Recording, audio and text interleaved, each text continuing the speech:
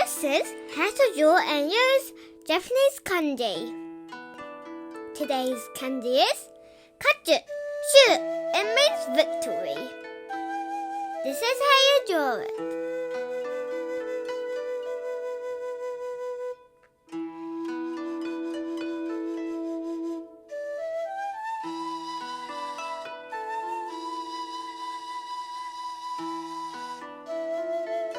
This is an example of kanji usage.